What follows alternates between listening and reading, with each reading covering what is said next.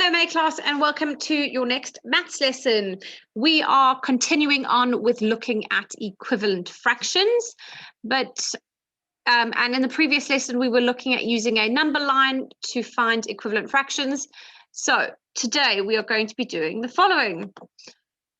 We're going to do our arithmetic first, and then I'm going to go through the answers with you. We are then going to look at understanding what equivalent fractions are. We're going to be able to verbally explain it. We're going to be able to define what a fraction is, and we're going to use concrete materials to show equivalent fractions. So before we start, make sure that you have numbered a piece of paper from 1 to 10, and you are answering the following arithmetic questions. 22 times 100. What is a quarter of 40? What is 356 as a Roman numeral? What number is next in the sequence? 42, 50, 58, 66. 2 times 6. 45 divided by 5. What is 15 meters in centimeters? 3,461 plus 3,401. What is 5,698 minus 3,454? And what is 56 divided by 7? So pause the video now and answer these questions, and then I will go through the answers with you.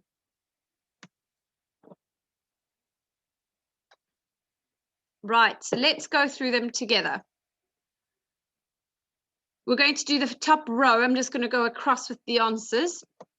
22 times 100 is 2,200. 45 divided by 5 is 9, and I can check that by going 5 times 9, so 5, 10, 15, 20, 25, 30, 35, 40, 45. What is a quarter of 40 is 10. So you divide 40 into 4 equal groups, and you're looking at one of those. What is 15 meters in centimeters? It is 1,500 centimeters. Remember our discussion about there are 1,000 centimeters in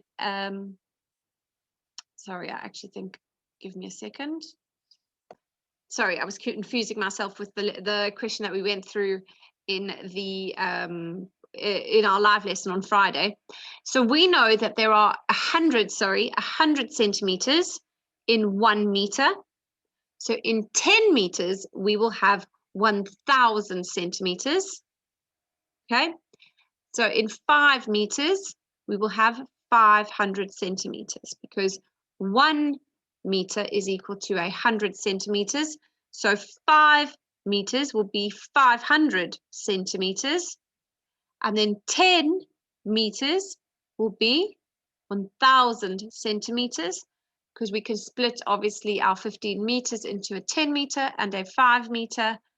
And even if we just worked out what the 5 meter was, we would be able to work out what the 15 meters are, because there were 3 groups of 5 in 15.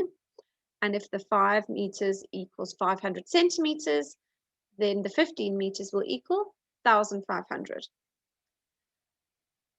The question C, what is 356 as a Roman numeral? You can break it up into 300, 50, and 6. So we have CCC, LVI.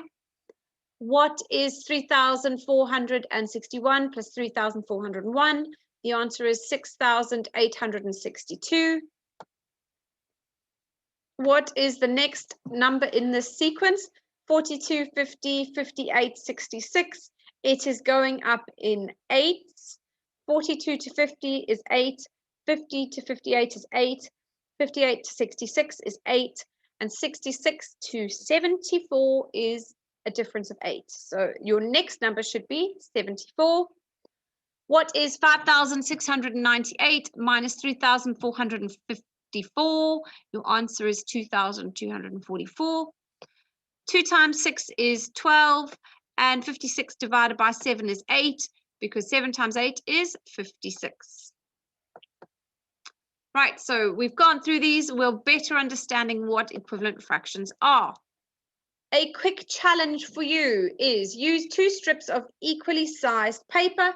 So get yourself a piece of paper, make sure they are equal sizes. So even if we have, here's 1, I have 2 of these, fold it into quarters. So what you would do is you would fold it into half, And then I would fold that again in half.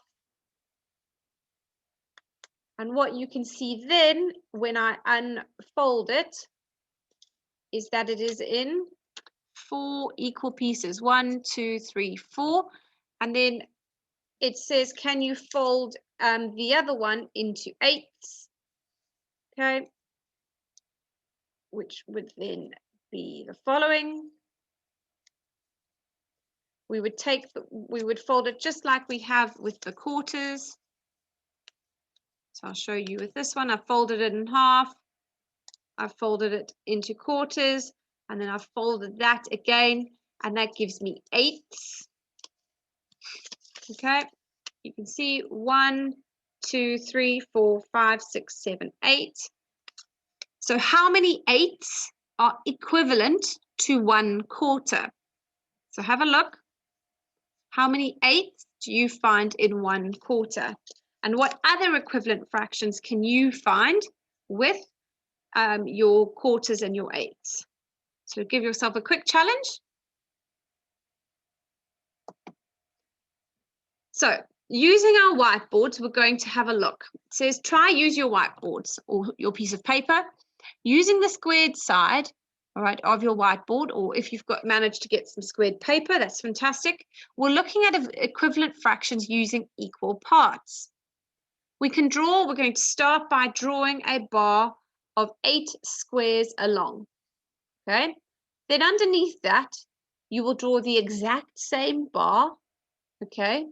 But you split it into 4 equal pieces. I want you to look.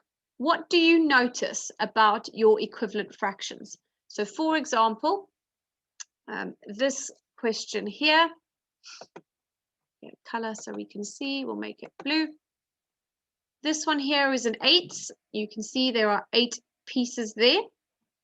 This one is still an 8, but we've been broken into 4 equal pieces. So that will be 1, that will be 1, that will be 1 piece, and that will be 1 piece. So actually that will be 4/4. Okay. What do we notice about these numbers? So here's 1/8. There's 1/8. So the same as 2/8 is equal to 1/4. We've got 4/8 is equal to 2/4. Got another 8 there, 5/8, 6/8. So 6/8 is the same as 3/4, and obviously 7/8, 8/8 is the same as 4/4. Right. So if we compare them, we can see that 1/4 is the same as 2/8. 2/4 is the same as 4/8. 3/4 is the same as 6/8. So if we had to write them down here, we'll have 1/4 is equal to 2/8. 2/4 is equal to 4/8. We've already got this one here. We've got 3.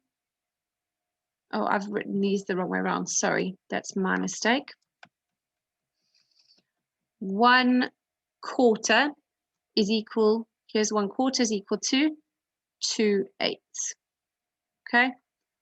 2/4 is equal to 4/8.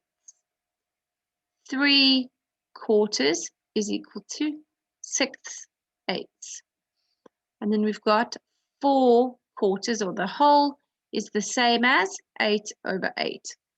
What do you notice about these numbers? Think back to what I said in the previous lesson about getting them to the same denominator or being able to compare them. What do we notice?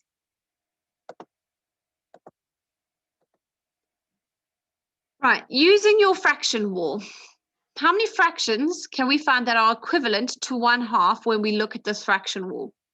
So pause the video and see what you can find. I did mention in one of our previous lessons an easy way of doing this. What I said to you was to use a ruler or a line of some kind, that you can then, let's make our line a bit thicker so we can see it, and let's make it black. Right, so here's our line here. What does it equal to? And you can see that that's gone straight down. How many equivalent fractions can you find? So I want you to pause and write down all your equivalent fractions, remembering that you write as a half is equal to, and then off you go. So remember that this is your half. So what is that equal to? And it doesn't count if you've got the number this way halfway through a third. So for example, there's 1/3, there's 1/3, there's 1/3. Our number goes in between it. So that means 1/2 is not going to be equal to 1/3 or 1 and a bit third, because we can't have that. So it's got to be numbers that it doesn't cut through. So I want you to have a look. What do you notice?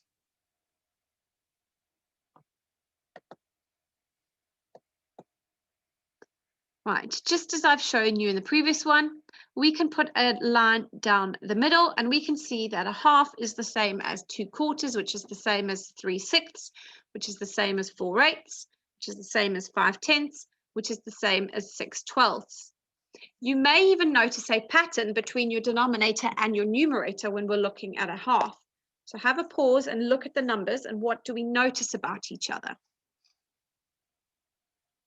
Right, you may notice that the numerator, when we're looking at equivalent fractions to halves, is always half of what the denominator is.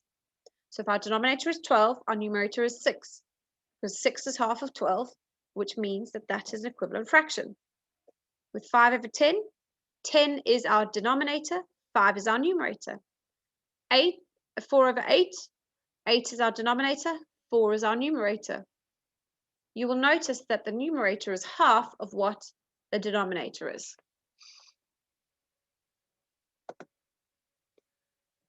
So look at the equivalent fractions that you found. What relationship, just as we've discussed, can you see between the numerator and the denominator? Are there any patterns? And can a fraction have more than one equivalent fraction? So think about what I've just said to you about the numerator and the denominator, and write yourself a little rule when you are finding equivalent fractions to a half.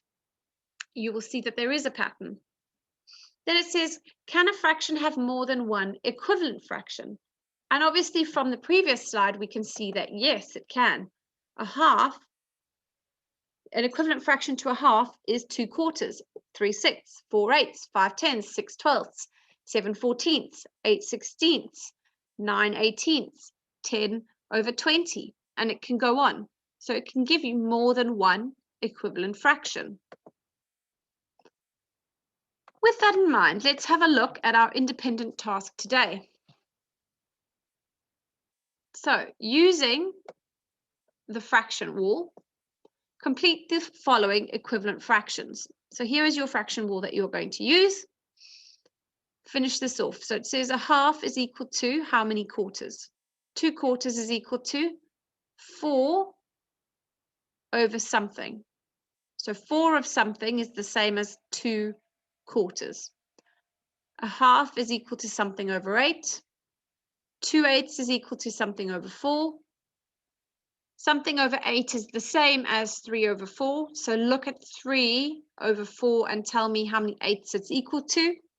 And then 2/2 is the same as something over 4 and something over 8. So complete those questions. And then I would like you to label this fraction wall. You can redraw it for yourself. And then using your redrawn fraction wall, you can answer these questions. Remember that this is a whole. Draw it here. This here, all the way from there to here, is a whole. Look at how many pieces it's in, and I will help you with the first one. So this, for example, is 1/3, 1/3, over 3, and 1/3. So looking at that, what do you think this one is? What do you think this one is? And use your fraction wall to help you to complete these sums at the bottom. And then you're going to decide whether these statements are always true, sometimes true, or never true. And I want you to circle the answers, or you can just write them out. So write the question of saying the greater the numerator, the greater the fraction, always, sometimes, or never. Question 2, fractions equivalent to